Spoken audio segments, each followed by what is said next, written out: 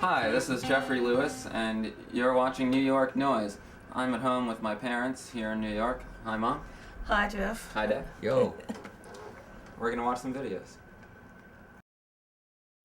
So, what'd you think about the Regina Spektor video? From what I read about her, I was surprised it was so mellow, like this mellow sort of love song.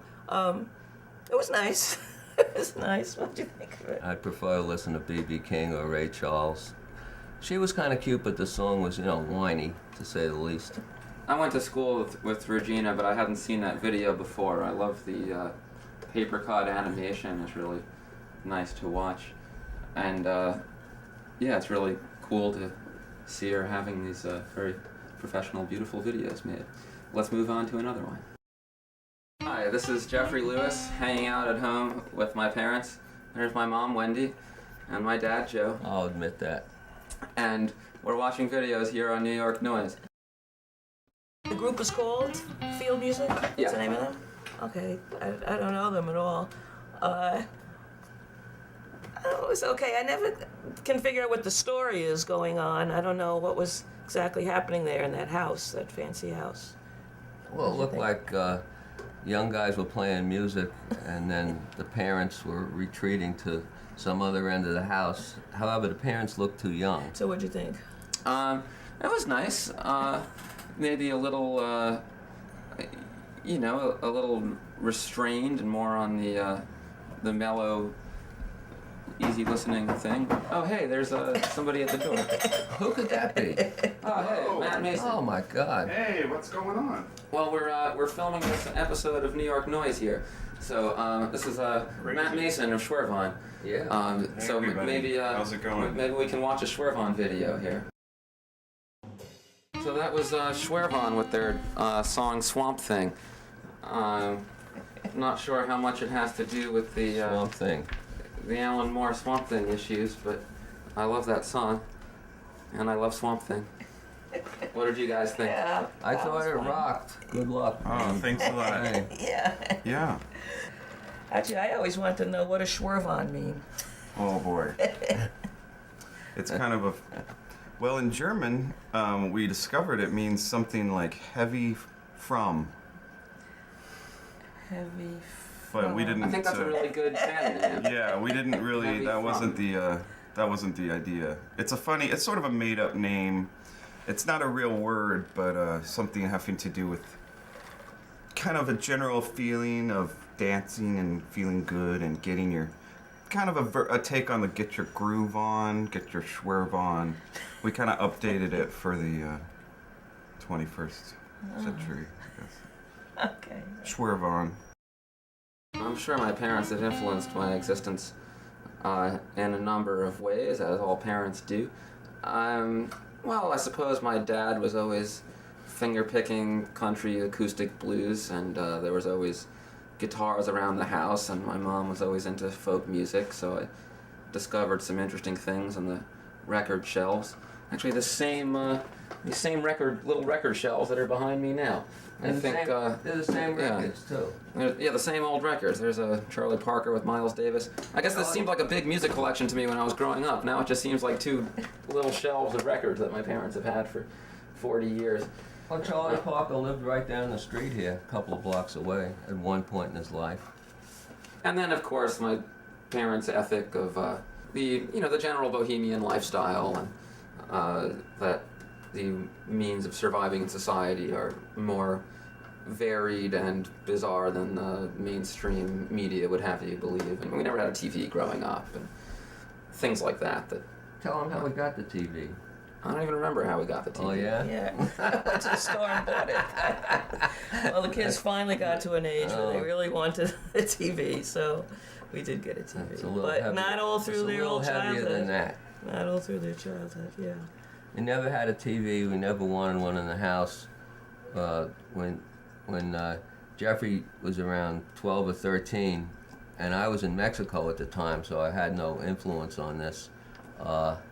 He threatened suicide, and to chill him out, Wendy agreed to get him a TV, and that chilled him out. He never. Not exactly. Well, that's okay, a it's a story. short, and he It's a didn't go. story. He refused to go to school. He wouldn't go there, anymore. He said it had no meaning for him anymore. I wasn't here. This is a secondhand story, but I came back from Mexico, and there was this goddamn TV, which I didn't want. And now I sit here and drink beer and watch the Mets games. So there you go. Things have evolved.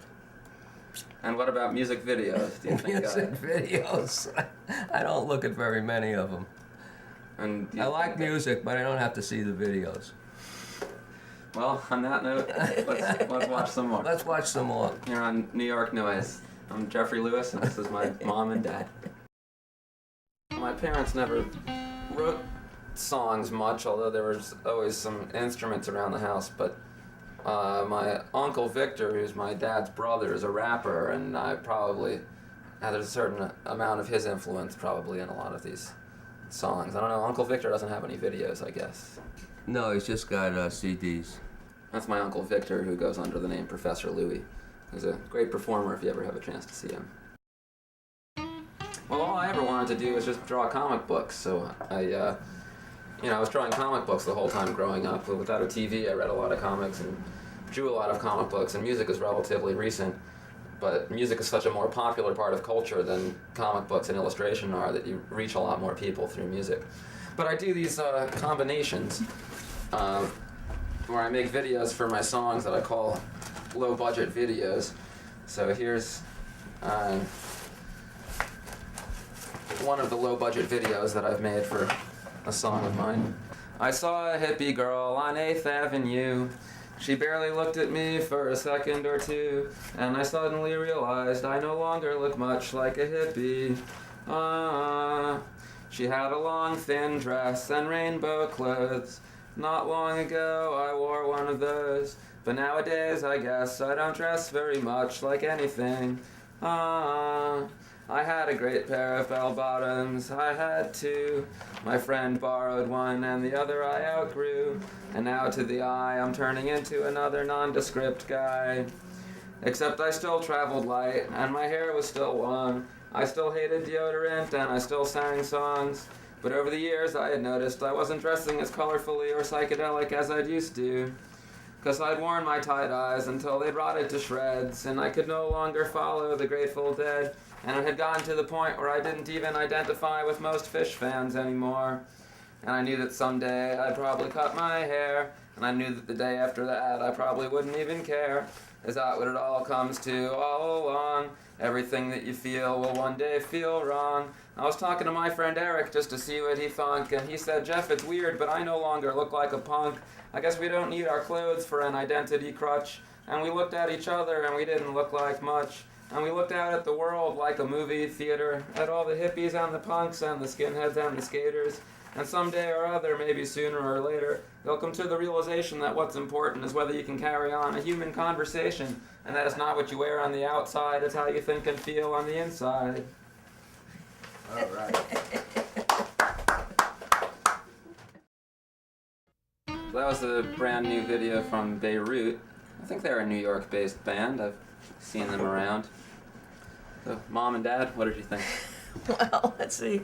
I didn't know what to make of it. The dancing was nice. They were professional dancers. The horns were nice. I couldn't figure out what was going on, but that's okay. I usually can't figure out what's going on. There was a bar right around the corner on First Avenue called Downtown Beirut that had the cheapest drinks in Lower Manhattan in the afternoon, and that was like a famous place for a while. Everybody hung out in it. Hasn't been there for a long time. Everybody like who? Oh, everybody that was on the block. So maybe they got the name from there. Well, I don't think a lot of these bands are actually from New York originally. They're probably recently located here from wherever else. I mean, as you can see, people move to New York I don't know. every day. There's new buildings going up everywhere. You remember Downtown Beirut? I was probably too young. I think remember it's that. before his time. It's on yeah. First Avenue between 9th and 10th. Well, that was old live footage, which I always hate watching or feel tremendous trepidation about seeing. It's so embarrassing. It looks so serious on stage, and the vocals are, I don't know. I can't. I can't think about it. I always liked that song. One thing I thought of right at the beginning is like Jeffrey keeps insisting on playing this funky old Epiphone guitar, and we have good guitars in this house, and I try to say, hey, why don't you play a good guitar? I guess that guitar sounds good enough, and he likes that guitar, so he insists on clinging to it. I should also mention that my parents have never been married. They've just been hanging out together for 40-odd years or something like that. Odd years. Yeah, well, she doesn't trust me completely, so she won't marry me. If other people want to do it, that's okay. No, it's a bunch we of... don't see the point. It was just part of growing up here. There was no, you wouldn't even think twice about it. It wasn't until probably high school or college where I started to realize that the sort of life that I was used to, from being in a trailer in the woods in Maine with no electricity to having parents to whom marriage was not a thought whatsoever. Just obviously when you're growing up, it's just completely normal, the environment that you're in. So now, in retrospect, I feel as though growing up on the Lower East Side and having no television and having this time in the woods with no electricity or running water, it's a great blessing to have this unusual perspective on things, and look, I turned out fine, sort of. Yeah, it did. Yeah, we're very happy with them. Except that I'm 31 years old and I don't have a job, and I'm here hanging out with my parents in their living room. So, other than that, it's all great.